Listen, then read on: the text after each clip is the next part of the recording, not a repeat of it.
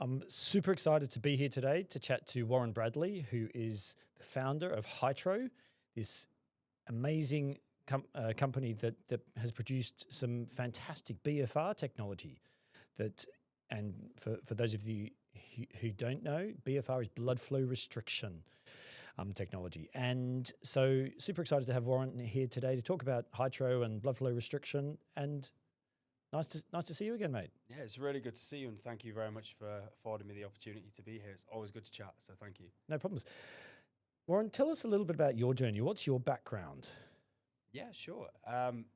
So a little bit different, I guess, to potentially some of the listeners. I was a sports scientist working in professional sports. So I worked in the Premier League, I worked in international rugby, done the Olympic cycles, and that was super fun. I really, really enjoyed my time doing that. But simultaneous to that, I did my PhD in exercise physiology. And I guess what happened was I was kind of wearing two hats to work every day. I was a practitioner, so making the protein shakes and helping them with the nutritional interventions, etc. But I was also doing research and publishing. So because of this, I came with a keen eye to hypothesize and try things differently to what we were doing in club setting. And essentially, I came across the technique of blood flow restriction, and really, it really resonated with me because they were getting athletes back through rehab quicker, more robustly. They were increasing muscle hypertrophy incredibly quick using that technique. I said, hang on a second, what's happening here physiologically? I was nerding out doing my PhD, obviously. So when I took a look, I was kind of blown away by the volume of research. There was over 10,000 papers like a decade ago. Okay. And then when you compare that to kind of common modalities that are used in sports, I don't know, compression, massage, and ice baths and those things, a couple of hundred papers in combination. So I pulled on that thread and said, well, why aren't we applying it more kind of robustly? And the answer was really simple. The tools were too complex and cumbersome to apply more robustly across a program, which led me on a path to creating Hytro, which I'm more than happy to delve into further, but that's a whistle-stop tour, I guess. Okay, how it cool. came to be.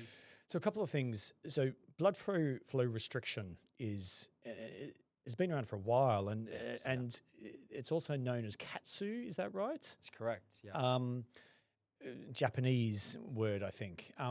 But essentially, the idea or premise behind it is that you're putting a tourniquet on, of want of a better description, and restricting blood flow to one of the limbs. Correct, yeah. And you mentioned hypertrophy. Just for our listeners, what does that mean? Hypertrophy itself means increasing muscle size, a cross-sectional area, and with that comes strength. Cool. Strength gains. So there's a huge body of evidence to suggest that using blood flow restriction can really help to boost people's gains, almost supercharge the results that they get from training sessions, because you're creating a hypoxic environment for the muscle. It's one of the mechanisms, Yeah, okay. And so when you were sort of launching into Hytro, you found that there was lots of research behind it, but actually there wasn't a safe, effective way to deliver it very easily. And that's where you came up with Hytro. Yeah, correct. I mean, the key word is easily. There was many ways to deploy it safely, but that was with supervision. And the whole premise of starting this business was to remove the supervisory element, allowing you to unlock BFR for widespread use. So, for example, in a rehab setting, let's say, you may use it under supervision in a clinical setting, but then what about the rest of the week when you want to get a dose of a physiological stressor while you can't load the tissues? Well, you need a product that's safe for autonomous use, and that's what we've built and patented and researched and validated. Okay, cool. And so how long has Hytro been around for now? Gosh, a couple of answers to this. So, I mean, the conception or the idea I came up with probably a decade ago. I applied for a patent maybe 7 or 8 years ago to protect the idea. And then I met my co-founders, Raj and Paul, working with them on another startup in London. I think that was back into 2017 perhaps, or 2018. I pitched them the idea for the concept at that point in time, and then we built the company together. Okay. So actually selling product, 2021, we really started entering the market with a heap of R&D that went into it for the first couple of years. Yep. Okay, cool. So can you explain a little bit more about the science behind it? So I brought you guys on here because we use a lot of blood flow restriction in our clinic we use it to help to optimize the rehab for a lot of our clients because it's so effective at optimizing and building sort of muscle strength, building activation in the system when sometimes they're compromised in what they can do, or they've got a bit of a quirky tendon or funky joint that we can't load particularly well. But Hytro allows us to do that safely. So, Sure. yeah, can you just explain a little bit more of the science behind it? Sure. I'll give a kind of a simple version, and perhaps we double click into a little bit more of the complex science. Stop me if you need to as well. I do like to talk about the science. In short, blood flow restriction and Hytro magnify the physiological impact of exercise on tissues. Yep. So by adding blood flow restriction to a body weight exercise, the tissues experience that as if it were a heavy loaded barbell. Yep. And they will then hypertrophy and grow bigger and stronger as if you're lifting heavy. Okay. The way it does that is by restricting the blood flow by applying a very strong, as you said, kind of tourniquet system to the top of the limb, so either the legs or the arms. We're allowing oxygenated blood to flow into the muscle via the artery. Yep. That is only partially restricted by the pressure. Yep. But the return venous flow is fully restricted. Yep. So what we have is net inflow but no outflow, meaning no outflow at all? Not at all. So venous return is completely restricted. Yep. Therefore, with the inflow still, let's say 30 or 40% of normal inflow, we're getting accumulation of blood in the tissue. Okay. So you'll see that. You'll see it presented by slightly discoloration in the tissue. You'll see a bit more vascular as they start to pump up with blood. Yep. But crucially, what happens then is essentially stress in the tissue. So the tissues think they're exercising, essentially, because that's what happens under exercise. Yep. They get blood pumped in, they accumulate lactate, they accumulate metabolites. So BFR is at rest, simulating exercise. Yep. So then if you apply actual movement on top, it magnifies the impact. Okay.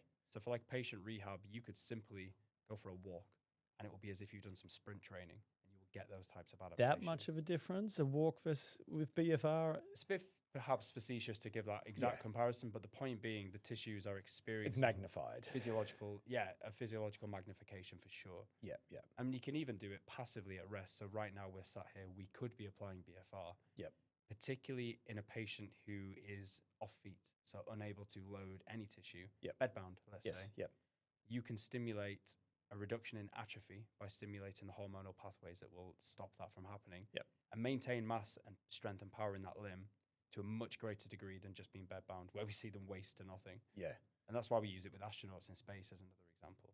That's very cool. So maybe we'll touch back on the astronauts and the space part. But so we use it post-op quite a lot, and we use it for relatively early post-op in our lower limb patients to help to reduce that atrophy when they're compromised from a load point of view. And we see really positive gains in people because they just return to function quicker. Their lower limb mechanics are better, even though they've still deloaded, because we're still maintaining some muscle activation and some muscle strength within the system. So yeah, we've had clinical sort of proof of that. What's it like to wear? So Hytro, if we talk about Hytro is a pair of shorts, essentially, like bike shorts with, a cuff in it that you can pull to a certain tension. Yes. And then you've also got T-shirts with a cuff around the arm. So what does it feel like to wear? Yeah, it's a great question. And unless you've experienced it, it's quite hard to actually understand. Yeah. So typically, if I can give a comparison, blood flow restriction feels like, and for all intents and purposes, is a blood flow cuff, like a blood pressure cuff. Yep. So a pneumatic pump-up cuff around the limb. So it feels like that, like a lot of pressure applied on the limb, like a blood pressure test. Yes. Hytro is slightly different because it's not pneumatic and pump-up. It's a strapping system, which is far more comfortable. Yep. So you will still get the discomfort from the internal pressures of the tissues, the hydrostatic pressure buildup, right? The tissues are engorging with blood. However, you don't get the pain from the cuff because it's not like a nylon pneumatic cuff that's kind of like fists around your legs. Okay. it's a strap, so it's very much more accommodating while still delivering the stimulus you want. Yep. So in inverted commas, it's comfortable BFR. Yep. Yep.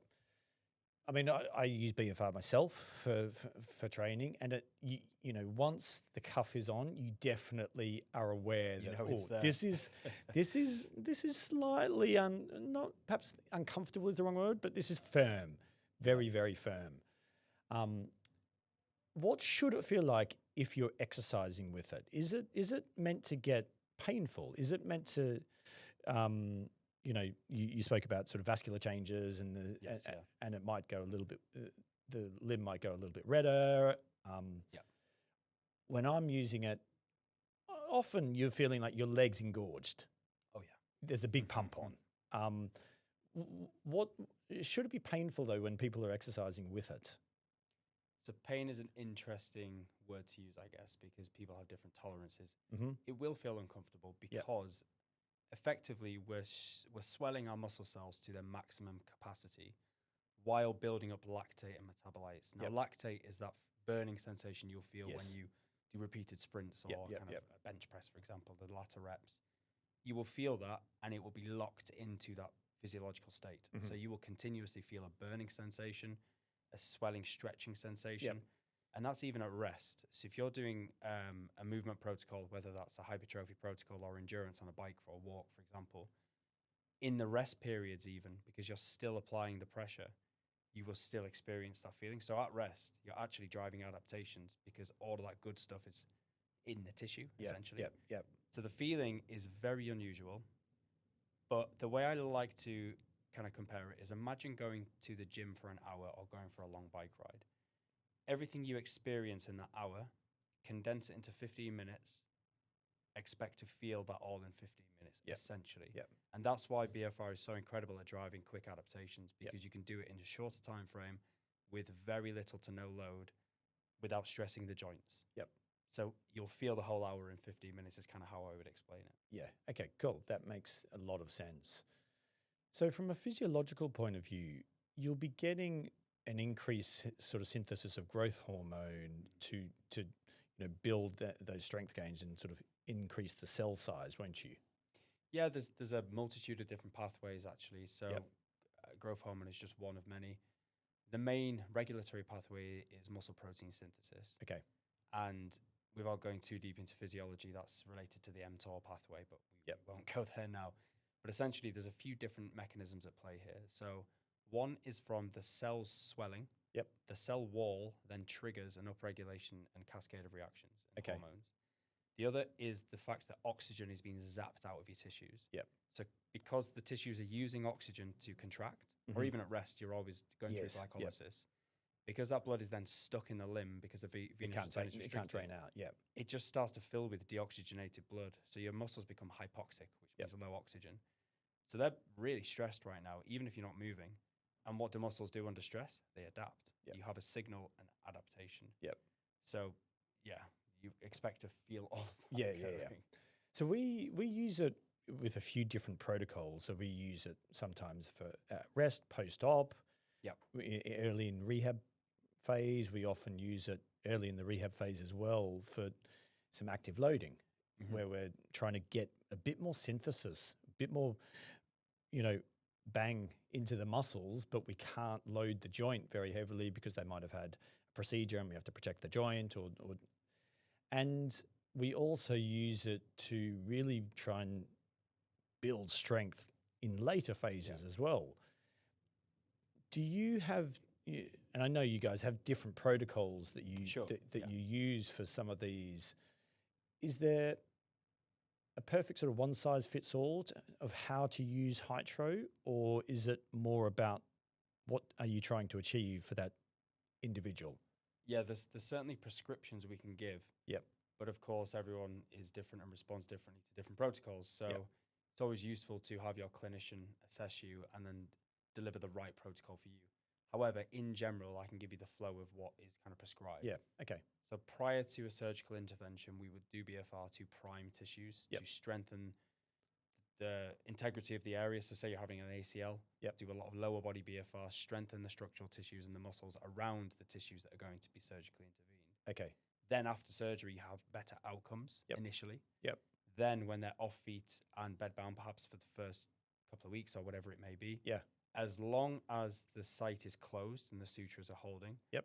you can administer BFR. And as long as there's no other contraindications, Yep. I must add. What about from a vascular? So people worry about a DVT, DVT risk post operation, surgeons worry about this. Yeah. Is there any concern with using something like Hytro post-op in those sort of settings? Yes, so there's no additional contraindications such as that above and beyond high intensity exercise as a general rule of thumb. Yep. And of course, post-surgery, we're not doing high intensity exercise, of course, but there is no known risk from BFR standalone. Yep. Now, of course, when you start adding steroids or adding other interventions around it, we have seen it happen in the past. There was actually a paper published recently, but there was about 7 different factors included in that research, and you cannot say which one, and was it an interaction between. So as far as we're concerned, as we know from the literature, there is no risk of BFR driving a DVT or a blood clot. Yep. What are the contraindications for someone using blood flow restriction? So surely some vascular issues would be a part of that? Yeah, of course. As I mentioned, it's very similar to that of high intensity exercise. So someone with severe hypertension shouldn't be pushing their heart to that kind of level. Yes. A history of blood clots or DVT in the family or thrombotic events, of course, you should be careful with manipulating your blood flow with something like BFR. Another couple that are specific to BFR, though, would be an open wound. So we see it a lot in rugby, where they've obviously taken a stud to the thigh. Okay. They do BFR for recovery, and it's quite a deep stud, and it starts to bleed. Yep. So, of course, that would be a contraindication. Yep. A further one would be if you have any metalwork in situ under where the pressure is being applied. Okay. So, the IT band or something, or whatever, if there happens to be something in here somewhere and it's applying pressure and hurts, then don't do BFR. But it's quite rare. Yeah. Particularly where it is, you really have metalwork. Okay. So I think Hytro works amazingly well in conjunction with rehab and, with clinicians prescribing and using it and with their patients. How are you seeing it being used in, how are you seeing it being used? You're in lots of sports clubs. You've taken it to space a couple of times. That's right. It's being used in lots of clinics, I imagine. Where do you see its real sort of use case? Yeah, it's a long answer to this. So in professional sports and collegiate sports, we see it used a lot for recovery. Okay. Because the mechanism of BFR lands itself very nicely in the recovery space due to the flushing, the reperfusing mechanism. So how are they using that? Is that them when they're sitting on the bus after a game and they can't get access to their saunas, their massages, their... Yeah, you've hit the nail on the head. So the beauty of Hytro is the convenience and accessibility. Yep. So we are used where you cannot do other things. So for example, on an aeroplane, on a coach, you can stack it with other modalities to accelerate and magnify their impact. So on a bike flush, stretching, mobilizing, in ice baths, all of these elements. In an ice bath? In an ice bath, yeah. Okay, interesting. Yeah. There's some very cool research hypotheses we have around this one. Yep. I mean, if you permit me to go into that one very briefly, because it's quite interesting. And what would be your base sort of recovery protocol? Are you doing a 5-minute on, 5-minute off sort of cycle, sort of 3 or 4 times to actually flush, perfuse, and create that change? Yeah. So our prescription is 5 minutes on, 2 minutes unstrapped for the flush and reperfusion. Okay. And then times 3. Okay. But the literature is kind of vast. There's different times for application and release. Yep. And there's different amounts of rounds. But what we found to be most effective is 5 on, 2 off times 3, purely from, well, first the science, but then from a time perspective. Yep. If you only have 20 minutes with your athletes post-game, you can't do a 5 on 5 off protocol. It's just too lengthy. Yep. And we've also looked with the NIRS machine, looking at capillary refill. It takes about 45 to 60 seconds in most individuals. Okay. Therefore, 2 minutes off in between we feel is adequate for that flush and reperfusion. Yep. Okay. And so, how are you using it with your cold plunge? Because, okay, unless you've got some harder athletes than I am, I'm probably only in a cold plunge for 3-ish minutes, 4-ish minutes. Yeah. So how does it work? Depends on the temperature, right? Yeah. So the science is the scientific hypothesis, essentially. So cold water immersion is going to produce cold shock proteins, Yep. which help produce soreness. However, they down-regulate muscle protein synthesis, which is quite important for strength gains. So we reserve ice baths for in sport, for in season, when the primary goal is recovery for the next game. Yep. If you're looking for adaptation, you probably don't do an ice bath, right? Yep. However, BFR upregulates muscle protein synthesis via a different mechanism. It's through cell swelling, not through temperature regulation. So therefore, they both ladder up to the same mechanism. One switches down, one switches up. We believe that it offsets that loss or even super compensates because BFR is so powerful. Yep. As well as adding the additional benefits of the flush and reperfusion from the BFR. So we believe there's a compounding benefit, and we see that in sport. Anecdotally, athletes feel much better when they strap in when in the ice. The protocol, to be frank, it's down to the club. It's down to what their current practice is. So as you said, do you like 3 minutes? Cool. Do 3 minutes strapped in, and that's it, because that's your only exposure to the cold. If you do 7 minutes at 7 degrees, there's your protocol. If you do 3 lots of 4, there's your protocol. Make it fit. Your workflow is kind of one of our mantras because it needs to be practical. Yeah. And anything around saunas and Hytro. Yeah, we've recently finished a research study with Gloucester Rugby, actually looking at the compounding benefit of adding BFR to saunas. So that will be written up and hopefully published next year. But the cliff notes are that it did magnify the benefits of the recovery from the sauna by adding the BFR. Okay, so would you add your BFR during the sauna? Sorry, yes. Yeah, within the sauna. Within the sauna. So most people are probably in a sauna for like a 15, 20-minute period maybe, and they're strapped in for periods of that, or are they just on for that whole time? No, so with recovery, the flushing and reperfusion is, we consider, the most important aspect of recovery. Because if you think about what's happening, we're engorging tissues and then releasing. It's like blowing up a balloon and letting it go. Okay. Getting a powerful ejection of waste materials and inflammatory markers. So once you flush that tissue, something then happens called reperfusion, which is fresh oxygenated blood is driven back into the tissue, which has nutrients in like glucose and amino acids, if you've had a recovery shake, for example. So the flush is incredibly important. So that's why we do 3 rounds. So we get 3 flushes. Okay. So while they're doing the they're in and out, on and out, or in and out, whilst they're in the sauna. Yes, correct. For that sort of 15, 20-minute period. Exactly. That's it. Cool. And with Hytro, so there's lots of people out there like, oh no, you've got to pump it up to a specific pressure. How have you validated the pressure with Hytro? And clearly, okay, someone needs to get the right fit. To make it effective so that you can, know that there's the same sort of pressure going on there. It's a really good question, and it's one of the first questions we were landed with 5 years ago when we started selling the product by medical practitioners, of course, understandably. So we've gone away and done the research to validate this. And essentially, what's crucial for safe and effective BFR application is that it's subocclusive, so it does not close the artery. So we allow some inflow. But also that it is between a pressure range of about 40 to 80% limb occlusion pressure. Okay. Limb occlusion pressure basically means the amount the artery is closed. So if we say 40% limb occlusion pressure, the artery is 40% closed, up to 80% closed. So as long as you're within that parameter, you are safe and effective. So when someone says we need to be specifically 71% LOP and do this specific protocol, I would ask them, is it more important that this person is tolerating the pressure, firstly? Because they'll be scared off if it's too high and they don't want to do it again. Getting a safe dose and then effective dose and doing the protocol. For me, the practical side wins every day.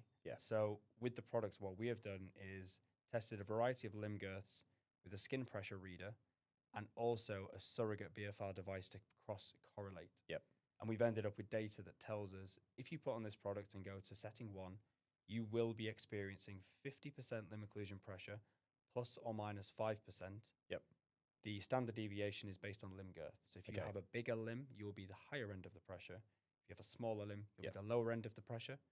And the final point to ensure that it works is the sizing. So if it's baggy, the strap is just going to continue to wrap around your leg. You can't use it. Yep. And if it's too tight, you won't get it on. Yep. Now, if it's really tight, but you still get it on, this is kind of the gray area. The strap has been designed such that it won't pull far enough to deploy a larger pressure than what it's made to deploy. Yes. So the length, the width, the depth, and the composition of the strap has been carefully Calibrated. tested, Yep. calibrated exactly, and then Yep. scaled through the size curve. Yep. So it grows over the size Because curve. there's some people who are like, oh no, you've got to be at 150 milligrams of mercury. That's what The pump up when pneumatic, you yeah, pump up yeah. the pneumatic. And I mean, my personal view is actually, well, so long as you're consistent with what you're doing and it's comfortable and you're getting a response, which people can feel very, very quickly, then does it actually matter exactly what pressure you're on? Exactly. So long as it's safe Yeah. and so long as it's effective. It's where science meets practice, right? Yeah. So having a hat in both of those worlds, I used to read research and try and apply it exactly as it stated in the real world. Yep. And often I couldn't because I didn't have the right equipment or I didn't have the time or the resources. So why not make it fit what you're doing? All the muscles care about, or the vascular system or whatever we're dealing with is signal. Yep. As long as you're triggering that signal and that pathway is activated, whatever it might be, Yeah. you're going to drive adaptation. Yeah. So why, in my opinion, get bogged down in specifics and numbers when this is definitely good enough, it's safe, it's effective, and you can apply it wherever you want? That makes sense. Because, I mean, I look at it, when a surgeon is occluding a limb for surgery, Yes, exactly. they're pumping it up to 120% LOP, I'm sure. It's beyond closure. it's sort of almost. 250 milligrams Yeah, of yeah. mercury or something like that. It's high. And we're talking like 120 to 140 milligrams if we're looking at that. It is higher with our product, but it's dependent on the width of the deliverable stimulus. So our cuffs are 5 cm, 5 centimeter. Yep. If you have a wider cuff, you need less pressure to deliver the same limb occlusion pressure. Yep. If you have a narrower cuff, you need a much higher pressure. Yes. So we actually operate at 180 millimeters of mercury plus or minus 10 on our Yep. max setting. Okay. Cool. Which is a safe and effective dose. Which is has been well validated. below. Yeah. Yeah. Oh, yeah. So we were talking off camera before about that you're very proud to almost be analog. Yes. In that you're not integrating sort of data or wearable sort of stuff into the kit because that's what makes it so practical to be able to use. Is that right? Is that your approach? 100%. I mean, it ties back to the problems I was solving when I conceived of it. Yep. I was having issues with Bluetooth dropping out, cuffs being, valves breaking. Yep. Pressure moving around on the cuff itself, like it was different in different areas. It was falling down the limb. There's all these barriers for simple and effective use. And I just thought, what are these barriers? One of it was digital. Like it took ages to set up as well. And you need an app. The wires were a nightmare. And the athletes didn't want to wait around. Yeah. So why not make it simple and effective like BFR, like Hytro? That's exactly why we. I mean, as a product. clinician, like we're time poor. Yes. Yeah. And if it takes 2 extra minutes to, use another dashboard or another piece of kit or something, a lot of clinicians are not doing it. And it's not, it sounds stupid, but it's just another barrier. So the fact that we can use Hytro and give someone a pair of shorts and go, hey, let's try this on. Just test this out. This is what it feels like to, this is what the stimulus feels like. And it's just super quick and easy. It makes our life much easier. And generally we find that patients love it. The best practice is the one that's done, right? If you can't deploy it because it's time consuming and complex and inconvenient, then what's the point? It's not going to be applied. So tell me about where's some of the science going with Hytro, or where's next? Like you mentioned that you're in how many clubs now? I think over 3 350, maybe more. It's growing by the day. Okay, amazing. It's And you've had amazing. you've been taking Hytro to space. Not me personally, but the astronauts certainly did. Yeah. NASA and SpaceX. That Okay, was awesome. yeah, that was a bit of a pinch me moment watching that And launch. so, how did they use them? Because we all know when astronauts go to space, they're anti gravity. Okay, so they decondition massively in Correct, that yeah. in that sort of time frame that they're in space because there's no stimulus on them. So all their stability muscles switch off. They waste muscles. So I would have thought Hytro's a super easy piece of kit for them. And we weren't aware until we got that phone call from chief engineer of Human Works at NASA telling us we'd solved a big problem for them. I mean, it's essentially it's the same as a rehabbing patient, right? They atrophy quickly because they can't load the tissues in space. Zero G, they can't load the tissues. And what they were doing previously was flying up or launching these really heavy kind of modified leg presses that they built. Yeah, okay. And the cost per kilo to fly something to space is incredible. Yeah. And obviously the space it took up as well. You know, everything is at a cost. When you consider a BFR product, particularly a safe one like Hytro, that can be flown to space because it won't spark, which is dangerous. Well, it's all analog. There's nothing. Yeah. Yeah. When you consider that's 250 grams and it goes in a backpack, we're starting to see some utility there. So that's why they expedited us onto a mission. So we flew on the Polaris Dawn mission last year, and that was the first man walk. What was it called? The spacewalk, commercial spacewalk. Sorry. Yep. And then we've recently been on the Fram 2, which is the first mission to go around the poles of the Earth. And both essentially were research missions. So what they do when they go up is they do a load of research at the same time, of course. Make the most of it. And we were part of a safety and efficacy study on the first mission and a training study on the second. Okay. With intention, obviously, to continue to build upon that. And what was sort of, how were they used up there? And clearly, they've got their space kit on. The practicalities of that and logistics of that, how does that work? I mean, they didn't have the walkabout space suits on or anything. They're kind of in pajama type things up there. But they used it initially as part of a research study. They both were using Dopplers and ultrasound. The butterfly, I believe it was, looking at the interjugular while the product was applied, and then the flush, and then the popliteal in the leg, just to see, was it safe? Was it effective? Does it work? Are we seeing what we want to? And then the next mission was basically, now we know it's safe. We can use it in space. Okay. So I think we're space verified. I think I need to double check that with our space guy. But it means they can now start to train in space and actually do some like resistance banded work with the t-shirt and create their own tension, but obviously internal pressure from the BFR allows them to train. Have they done any of that yet on this last mission? All to come. Okay, cool. Hopefully, touch wood. Yes. So where do you think, where's Hytro going in terms of, is it going to be more in the sports sector? Are you trying to push it into sort of the clinical space as well? Where do you see the massive benefits moving forwards? I mean, my own intention and wish for the company is to become something that helps people in the medical space. So give people life quality back. So your elderly folk who can't walk anymore due to sarcopenia, osteopenia, etc. We can legitimately help their structural tissue regrowth or their muscle regrowth or their bone mineral density improvements. So touching on that, does blood flow restriction have an impact on bone density? Yes, it does. Helps remodel bone, so it helps with bone turnover. Because you're stimulating the muscle, you will get a stimulus on the bone.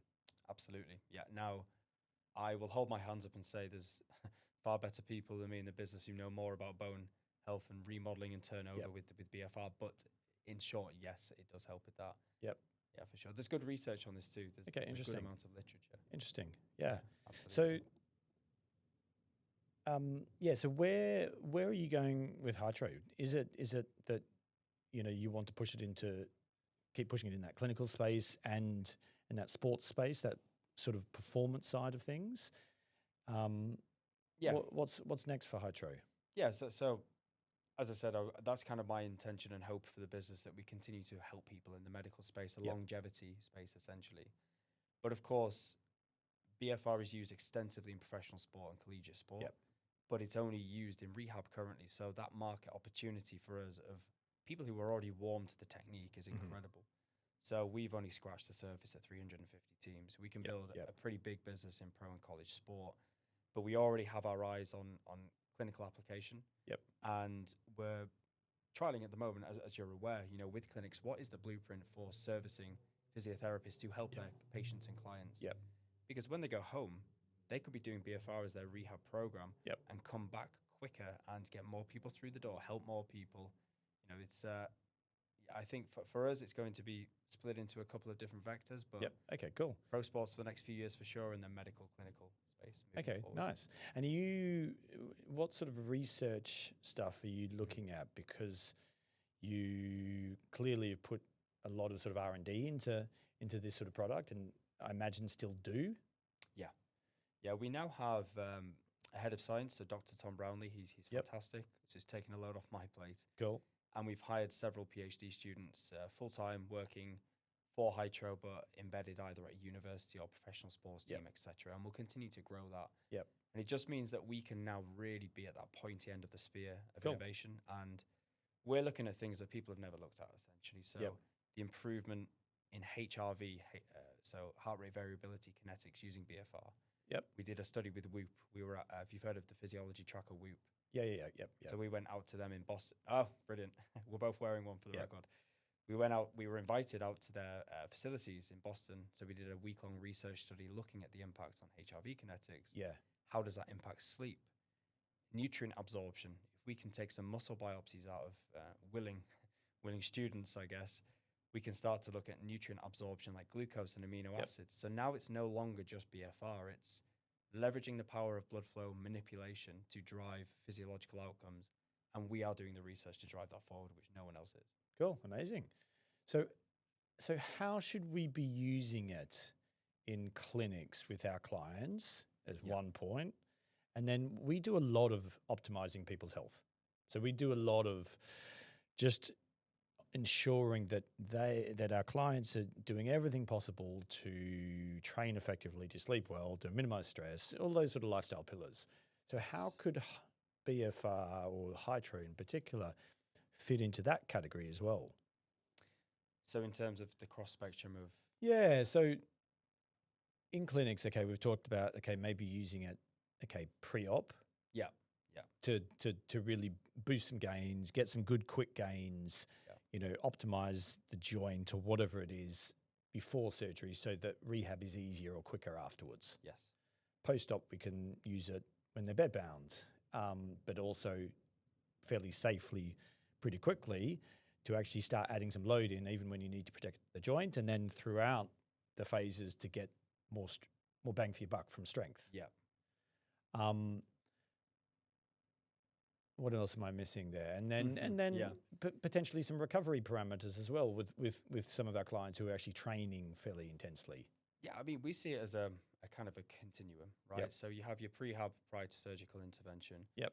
And then you can split the rehab into several stages, as you mentioned. So we got bedbound, so passive utility. Yep. Through to load bearing, but only walking perhaps, or even knee kicks off the end of a bed or a seat. Yep. Still not quite loading. Through the entire spectrum of starting to load with body weight, adding low intensity exercise. So it could be walking then, through onto a bike. Then you might start loading with weight. So it could be 20 to 30% 1 RM, the typical hypertrophy rehab. 1 RM is 1 repetition maximum. Sorry, yes. Yeah, absolutely. So we're talking low intensities and low loads to drive adaptation similar to heavy loads, all the way through to then someone who's returned to activity, let's say we call it return to play in sports, to then using it and leveraging it for recovery or for warming up prior to an exercise session. So of particular interest actually here would be the analgesic, the pain relieving effect of BFR, which is well established and known. So we have a lot of perfectly healthy athletes, but with joint pain. So perfectly healthy, they have a tendinopathy, for example, but it's not stopping them playing their sport. However, they're in pain. So we use a lot of Hytro prior to competition. So in the changing rooms, they'll do an isometric hold. It could just be a wall sit with the BFR applied. 5 rounds of 30 seconds, and their pain goes from 7 out of 10 to 0 or 1 out of 10. I mean, that's a base protocol that I use. You do, right? Yeah, Brilliant. for lots of our knee lower limb patients. And what do you see then? Because for me, it's like a light bulb. You see, you're like, I use it for a lot of PFJ problems. I use it for patellar tendon problems. I use it for, just, that generic sort of anterior knee pain as well. It seems to provide a nice analgesic effect for people. Is it the synthesis? Is it because it's more pain elsewhere? Is it? I think it's more than that, but it does appear to do that, and it really drives improved activation. We're often talking about the VMO, which is your vastus medialis oblique, one of the medial muscles of the knee, which is super important to get the timing of that working well with the knee. So it seems that using Hytro can help that and activate that a little bit quicker, a bit easier, and that has a sort of some sort of pain modulation with some of these clients. We see it a lot now. In basketball, for example, Achilles are a big issue. These real tall guys and they're jumping a lot. They have a lot of Achilles tendinopathies. In football, we have a lot of knee tendinopathies. In baseball, a lot of shoulder, like rotator cuff issues. So they're using a lot of what we call ischemic preconditioning, essentially, and that's essentially BFR applied prior to exercise. So we went through that whole continuum, prehab through rehab through to performance, essentially, and then within performance, we can use it prior to performance, during, to enhance, let's say, strength, power, speed, endurance, whatever quality you're looking for, and then recovery. And then the cycle hopefully doesn't go back to rehab, but there's just this continuum that you keep cycling into. Is there an amount of BFR that you shouldn't go beyond? So, I mean, I tend to say, okay, 20 minutes is sort of the total amount, depending on whether you're doing. Sometimes we'll do a straight 20 minutes. Sometimes we'll 5 minutes. That's 5 minutes on, 5 minutes off, and it depends. We're often working at a much lower threshold then. So I try to get my team to not be sort of recipe based and really think about, okay, well, what are we trying to achieve here? Love that. For that particular individual, and how can we optimize that sort of situation with using sort of BFR or Hytro? Which is why sometimes we'll do a straight 20 minutes, even if it's Pilates, where you're offloaded, you're not necessarily weight bearing, but that it gives you that real sort of activation. So how is there an amount, would you only use it once a day for someone, or could you use it twice daily, or do you need to give limbs a break during the week? Is there a consensus on this? It's very dependent on the situation, right? So if we're for a second, with a professional athlete who's loading a lot in that week anyway, then we'd use it sparingly and only if required for training adaptations. So if they're lacking in a physical quality, cool, you still need to lift heavy and build the engine, but add some BFR to accelerate physiological adaptation. If you're in a clinical population, or even an athlete that just can't load tissues anymore because a 33-year-old rugby league player who's just smashed to pieces, there's actually a really good use case here. I don't know if I can mention him, but a very prominent rugby league player, played for Catalan Dragons. He uses Hytro exclusively to train with because he can no longer load under the bar because his knees are shot. So he now exclusively uses BFR. So he does it once or twice a day for training. So in clinical populations, yes, for rehab, you can do it up to 2 times a day. Now, the other thing is if you're doing it either actively, so in the presence of exercise, or passively. So if you're doing passive BFR for recovery purposes, you can almost do that as much as you want because we're not causing any muscle fiber damage. We're simply swelling cells, triggering pathways, flushing when we remove the stimulus, and reperfusing. However, if you do activity, we're engaging fibers. Therefore, there is going to be some, even if it's less micro damage. trauma. Of course. So that's going to accumulate. So I can't give you a base answer because it would depend on the individual in front of me, if that makes sense. Okay, cool. Okay. But clinically, I would say if they're not loading, you can do it a couple of times a day for sure. If they are, 1 time a day. Amazing. Ron, that's been super interesting to sort of dive into sort of Hytro, and I love where you're going with this company and what you're Thank you. doing with it, because we've found it incredibly useful in the clinic. It really does progress people's rehab process really, really, really well, and you get big adaptions when you haven't been able to load people. So it's a great sort of a tool and adjunct for everything else that we're doing. Appreciate that. Thank you. But yeah, super excited to see some of the outcomes of some of your other research, and also see you in space. Well, maybe one day in the space hotels, right? Yeah, cool. Yeah, I think just to kind of underscore everything, research for us is the absolute fabric of what we do. Yep. We have an incredible BFR product. In terms of practicality, the best product in the world. However, that's always been driven forward with innovation based on our research. Yeah. So we are a research company, research and innovation that deliver Yep. a great BFR product. Yep. But yeah, keep tuned from the research. We'll always share it with you. But Cool. that's very much where we're going.